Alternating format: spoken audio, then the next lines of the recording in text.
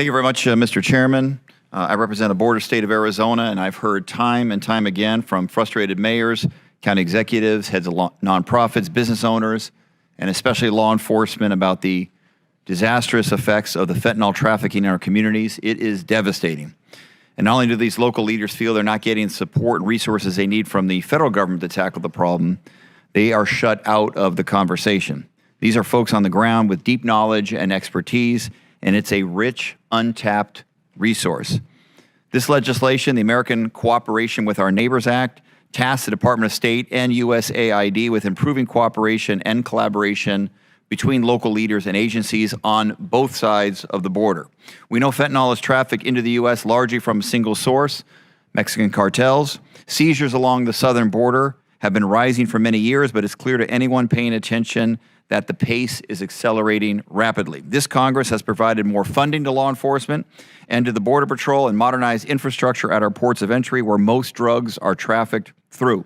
But it's going to take an all-hands-on-deck approach with every stakeholder working together towards a common goal. This bill aims to improve coordination between local law enforcement agencies, state and federal security forces, and our counterparts in Mexico by sharing data, creating professional development exchange programs, and supporting technical assistance to crack down on fentanyl traffickers.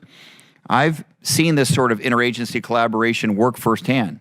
Before I served in this Congress, before I served in local government in Arizona, I served as Deputy Attorney General for the state of Arizona.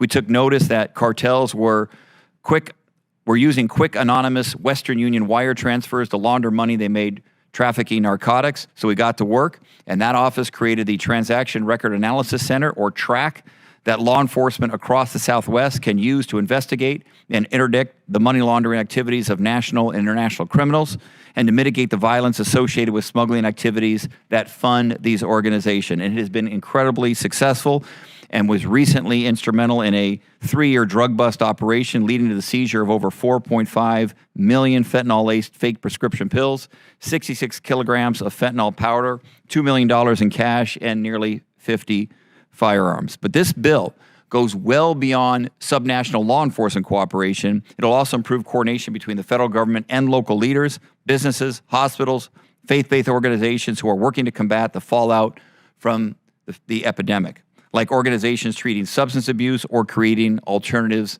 to gang affiliation, and businesses that make fentanyl testing strips and innovate ways to keep our pharmaceuticals safe. Some of that collaboration is already happening, but it is on a very ad hoc basis.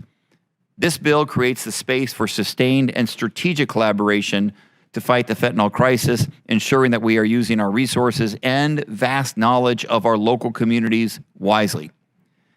Fentanyl has taken a heavy toll in Mexico as well. Overdose deaths are steadily rising, along with the brutal cartel violence and rampant corruption that trafficking has fueled. To fight the fentanyl crisis, we need to commit to sustained and collaborative engagement and joint law enforcement, not just at the international, federal level, but between local leaders bearing the brunt of this crisis. The second section of this bill tasks the state and treasury departments with expanding access to financial markets for certain Caribbean nations. One thing that state and treasury will have to consider is how each country deals with reporting narcotics trafficking and financing of narcotics.